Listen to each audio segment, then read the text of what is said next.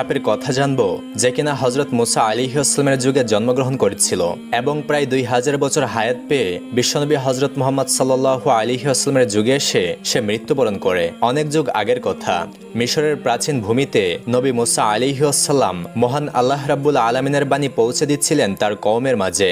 সেখানকার জঙ্গলে ছোট্ট একটি টিলার পাশেই বাস করত এক অদ্ভুত ধরনের সাপ।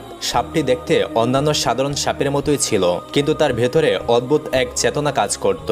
লোককথায় প্রচলিত ছিল যে তার একটি ভুলের কারণে মহান আল্লাহ রাব্বুল আলামিন তাকে সাপের রূপে রূপান্তর করে দেয়। নিয়ে নেওয়া হয় তার থেকে মানুষের সুশ্রী রূপ, কিন্তু মানুষের মতো কথা বলার শক্তি তার ভিতরে অবশিষ্ট রয়ে যায়। তার নাম ছিল হারেসা। সে প্রায়শ্চিত্ত করতে পারেনি, তাই মহান আল্লাহ রাব্বুল আলামিনের কাছে ক্ষমা প্রার্থনার জন্য সে সুযোগ খুঁজতে থাকে। একদিন সেই হারেসা সাপ পাহাড়ের উপরে নিঃসঙ্গ সন্ধ্যায় বসেছিল।